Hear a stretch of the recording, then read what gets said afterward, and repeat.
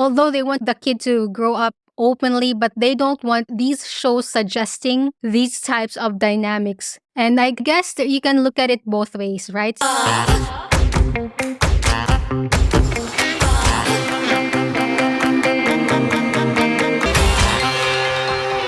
Hey Zesties! Thanks for tuning in to another episode of the Gleeful Talkshow, where we share zesty stories to cultivate the happiness and hero within and out. On this show, we talk about experiences, pop culture, and society. So if these are the topics that you're interested in, then please keep on listening. So, Zesties, I'm a huge binge watcher and TV couch potato. So today, we are going to discuss a topic that has been increasingly prevalent in TV shows and movies, and that is polyamory. Polyamory is a type of relationship where individuals have multiple romantic partners with the knowledge and consent of everyone involved. While it's not a new concept, polyamory is becoming more mainstream as TV shows and movies explore this relationship dynamic. So let's dive in and discuss polyamory in TV shows and movies. To start, we have seen more representation of polyamorous relationships in TV shows in recent years. For example, the Netflix series You, Me, Her follows a married couple who decide to explore polyamory and end up in a three-way relationship with another woman. The show explores the challenges and complexities that arise in this type of relationship. Another popular show that features polyamory is Sister Wives, which follows the lives of polyamorous family with one husband and multiple wives. While this show has been controversial, it has provided an opportunity for viewers to learn more about the dynamics of a polyamorous relationship. This is quite funny because conventionally, it would look like this setup is like a cult. So if you guys watch documentaries like me, I watched a show a few weeks ago entitled Waco. It's about like this Davidian type of cult, and it's like a guy who thinks that he's Messiah and, have sex with these women and with their consent. I don't know if that's a polyamorous relationship. I don't know. Anyway, movies have also explored the concept of polyamory. Professor Marston and the Wonder Woman is a biographical drama that explores the life of psychologist William Moulton Marston, who created the comic book character Wonder Woman. The movie depicts Marston's relationship with his wife and their mutual lover, Olive Byrne. The movie is a powerful portrayal of a polyamorous relationship and how it challenges societal norms. Another movie that explores polyamory is The Overnight, which follows a couple who moves to Los Angeles and ends up having a wild night with another couple. While this movie may be more of a comedic nature, it does provide an interesting take on the exploration of non-monogamous relationship.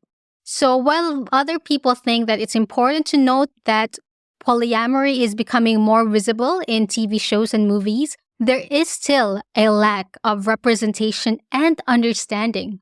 It's crucial that we continue to have conversations about polyamory to break down stereotypes and educate others about this relationship dynamic.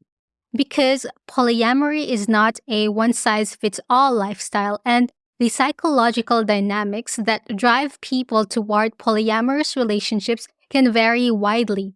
And I guess I haven't researched much on this part, but I'm not sure whether our ancestors would have had that similar type of relationship because maybe it's not documented, but who knows, right? And I think as the humankind kind of became more quote unquote civilized, then there's that norm or that, common norm that there's monogamy and such. But I'm not quite sure yet on whether there is recorded history about polyamory back in the ancient times.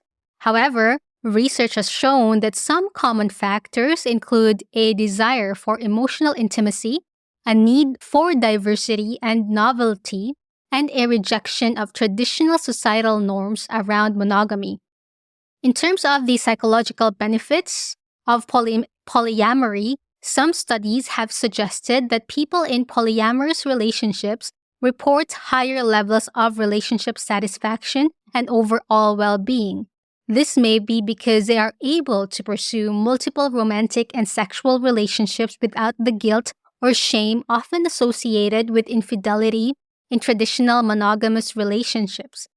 There is one public figure that I know, but not personally know, but I've watched this show called The Perfect Match, and one of the characters there, or one of the contestants, is Francesca something. And then she kind of indicated there that she would like to get married, but would like to have different partners. So I think she was referring to polyamory. And, one of the guys there were, not really open to it because they, prefer the monogamous relationships, which is, understandable. So this character, Francesca, or this contestant, is also one of the contestants on a show called Too Hot to Handle. So I've watched that as well. So I have varied interests in terms of watching TV shows, from crime documentaries to, true crime, to watching a live litigation, to a dating show. But it's where this various TV shows where I learn something new as well, which is kind of interesting. So it's important to note that polyamory is not without its challenges, obviously, because, where do you draw the line, right? And communication is a crucial component of any successful relationship, but it becomes even more important in a polyamorous context where multiple people are involved. It can be challenging to navigate jealousy, insecurity, and other complex emotions that can arise in polyamorous relationships, especially if the individuals involved have different needs and boundaries. As for statistics among couples, studies suggest that approximately 4 to 5% of people in the US identify as polyamorous. However, it's important to note that this number may be an underestimate since many people may not openly identify as polyamorous due to stigma or social pressure. There are also some gender and sexual orientation differences in polyamorous relationships. For example, research suggests that women are more likely to be interested in polyamory than men, and that bisexual and queer individuals are more likely to be polyamorous than heterosexual individuals. In terms of these statistics, as a person who identifies as a woman, I'm not quite sure because, the show that I've mentioned about earlier, where there was this contestant, Francesca, she's bisexual. So she doesn't identify as a woman. So it's quite surprising for me to know that the research or the statistics show that more women prefer polyamory. Because, I might be double standard here, but mostly you see about the sexual drive of a male would be much more than a female, what you would see. But, I think there could be just equal, right? Just that the female would manifest or would show it differently. Who knows? But this statistics is kind of a bit off for me. I'm not sure. So let's take it with a grain of salt. Movies can impact young adults by normalizing the idea of exploring different relationships dynamics and showing the potential benefits and challenges that can come with it. It can also encourage young adults to have open and honest conversations with their partners and about their desires and boundaries, which can be important for building healthy and fulfilling relationships. Movies that showcase polyamory can have a different impact on young adults by exposing them to different relationship dynamics and challenging traditional ideas about monogamy. These movies can encourage young adults to explore their own desires and needs in relationships and to communicate openly and honestly with their partners. So there's no definite answer to how people in general think about polyamory in movies, as attitudes toward polyamory can vary widely depending on a number of factors, including cultural background, religious beliefs, personal values, and life experiences. I have interviewed some people that I personally know, and a number of them are millennials, so think that the shows showing polyamory should be more age appropriate and not being shown that much too early to youngsters. Some parents think that exposing this type of relationships to kids will give them more idea of doing it and or exploring it, if you know what I mean. So that was a few of the opinions of the people I have interviewed, and I can understand them as parents, their sentiments, especially, they just want the kid to grow up, although they want the kid to grow up openly, but they don't want these shows suggesting these types of dynamics. And I guess that you can look at it both ways, right? Zesties, like, you need to be open-minded about it, etc. But if something is fed on a very young mind, let's say even like these types of violent games, right? Or violent shows. So it should be tackled like that as well in terms of movies and TV shows showing polyamory. So I can understand that the parents are still quite hesitant into showing these kinds of topics to younger children. And it's not about like them being close-minded. It's more about them just wanting the kid to have that maybe idea when they are old enough to explore those kinds of relationships. You don't want to feed information to these kids, very young. I think so. I kind of agree and understand with their sentiments as well. So perhaps it's common to some people, this polyamory. Maybe, I'm not sure, but it might not be too common to other people like me. So it's just different sets of people and your environment, I'd say. Also, there have been a few polls and surveys conducted on the topic of polyamory in movies and TV shows. One poll was conducted by the dating app OkCupid in 2016, which surveyed over 1,300 respondents in the US. The poll found that 61% of respondents believed that non-monogamous relationships could work, while 31% said they were unsure and 8% said that they did not believe non-monogamy could work. When it comes to specific movies and TV shows that portray polyamory, opinions can be more divided, as I mentioned earlier as well. Some people may appreciate the way that these media outlets are helping to normalize and destigmatize polyamory, while others may feel uncomfortable or offended by the portrayal of non-monogamous relationships, especially if you are highly religious and perhaps more traditional than the usual. So, yeah, I can understand why there's hesitation there. There is also the possibility of mixed reactions within the polyamorous community itself, as not all polyamorous individuals may feel that a particular movie or TV show accurately represents their own experiences or desires. Overall, the response to polyamory in movies and TV shows can be complex and multifaceted and can vary depending on the factors. However, as society becomes more accepting of diverse relationship structures, it is likely that we will see more representation of polyamory in popular media. In addition to polyamory, there are many other romantic relationship dynamics that can be explored in movies and TV shows. And of course, again, as a viewer, you should take it as a grain of salt because most of these movies may only be showing that side of the equation, all right? So one type of relationship dynamic which is now prevalent in TV shows is open relationships.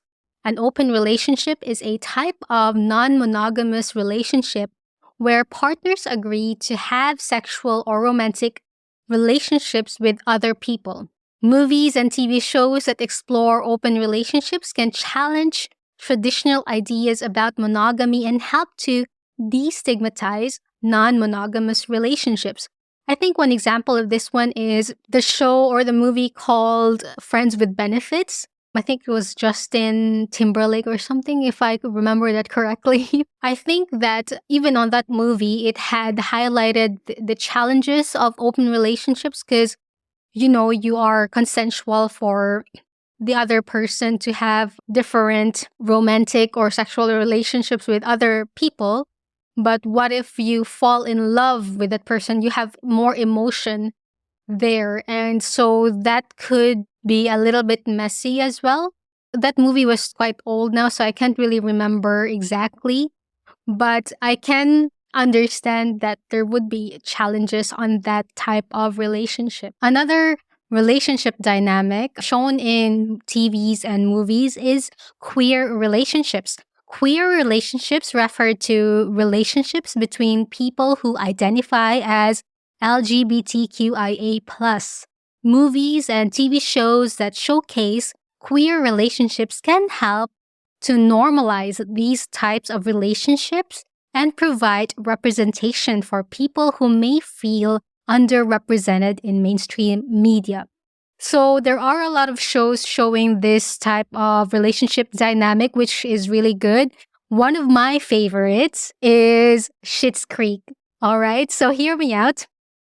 So I don't know about you, Zesties, but I really love watching comedy shows, witty comedy shows, that is. So if you'd like me to recommend or talk about more on those types of shows as well in the future, please let me know.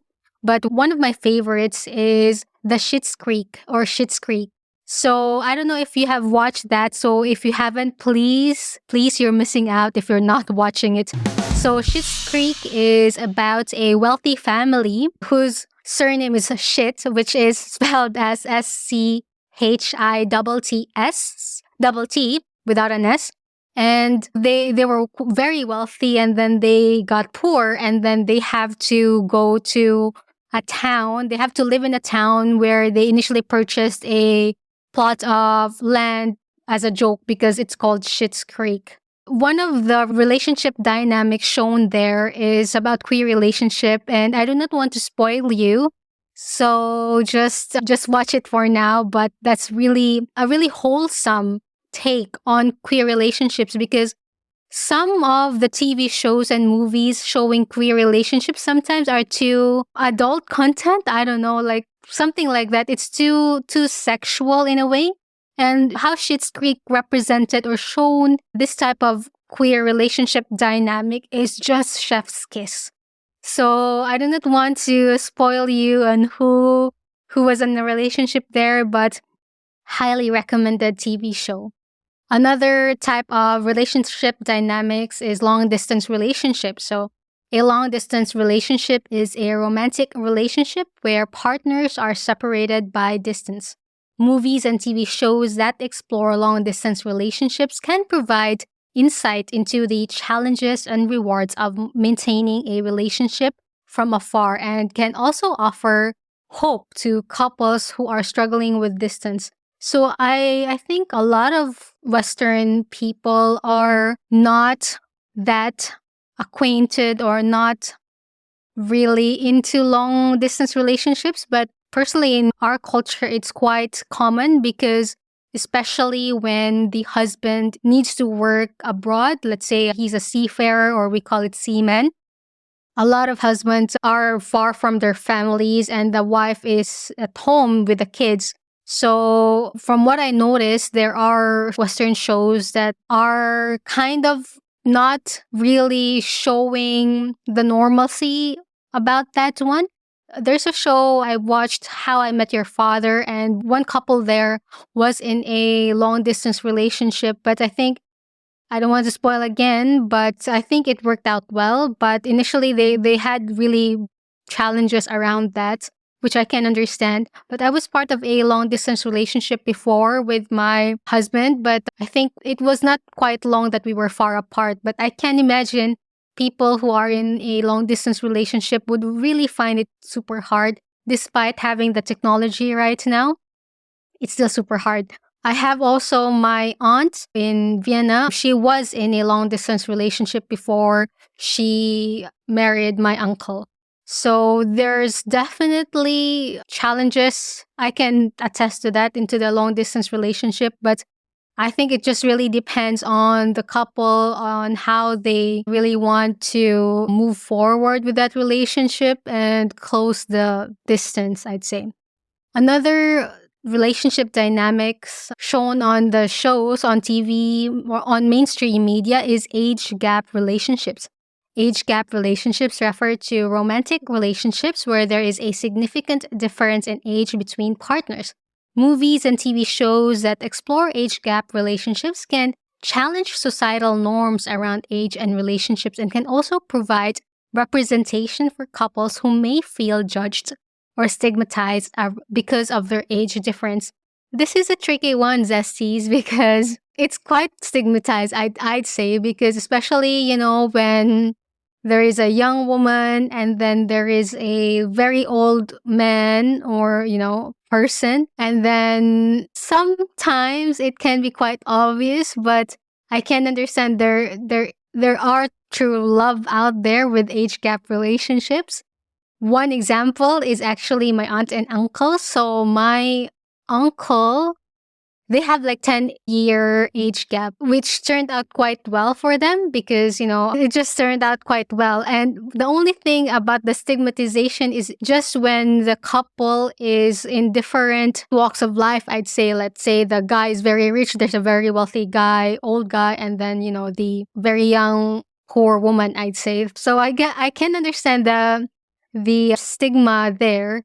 One other example, public figure who has like age gap relationships is, of course, Leonardo DiCaprio, who reportedly have only girlfriends that are less than 25 years old, which is, wow. I mean, I don't know what's the psychology on that, but some people say just because he can't, like he's Leonardo DiCaprio. So if you're a 19-year-old woman who watched the Titanic, then you would be drawn to him, maybe. So, I mean, depends really on if they're happy, then all is well.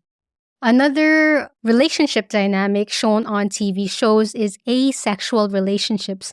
This refers to relationships where one or both partners do not experience sexual attraction. Movies and TV shows that showcase asexual relationships can help to normalize asexuality and provide representation for people who may feel underrepresented in mainstream media. So this one I didn't really watch, or I haven't seen a lot that I can remember right now, but one thing that stood out is Big Bang Theory. So, Sheldon, so for those who haven't watched, I'm sorry to spoil you, but so Sheldon is the main character there who is like the genius physicist who, cares about himself, but in an endearing way. And then in the first few seasons of the show, it was quite obvious that the creators wanted to show the Sheldon character as asexual.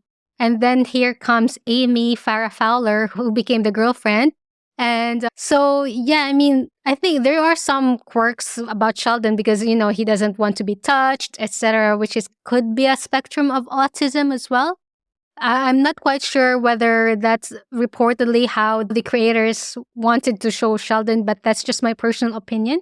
And so, yeah, so Amy Farrah Fowler and Sheldon Cooper, I feel, had a sexual relationship. But what do you guys think for those who have watched the TV show? Anyway, Zesties, overall, exploring a variety of romantic relationship dynamics in movies and TV shows can help to broaden people's perspectives on what relationships can look like and challenge traditional ideas about love and romance. There's also, I just remembered now, if you guys watched Elite, which is a Spanish TV show, I think that's also a very good example, I'd say, into polyamory type of relationship dynamics. So if you'd like to watch that one, I think it's quite enjoyable in the first season, but in the second and third season, I didn't watch it. But it's not about just polyamory there. There's like a murder and stuff, so that's why I was drawn to it. But you can have a go and watch it on Netflix as well. So, overall, exploring a variety of romantic relationship dynamics in movies and TV shows can help to broaden people's perspectives on what relationship can look like and challenge traditional ideas about love and romance. It can also provide representation and validation for people who may have feel marginalized or excluded because of their relationship orientation or preferences. So, Zesties, thank you so much for tuning in to this episode of the Gleeful Talk Show. And if you'd like to share your thoughts on this topic, please send a voice memo. Keep it relatively short and send to gleefultalkshow@gmail.com. I might feature your entry on a future episode. If you like this episode, consider subscribing and sharing to your friends. If you'd like to support the show and would like to give me a cup of coffee or two, please head down to the episode notes to find out how. And big thanks once again to Rado Sutrin for your continued support. Any episode recommendation, please let me know on the comment section or email to gleefultalkshow@gmail.com. Join me next time for another thought-provoking discussion about society and pop culture. Until then, keep learning.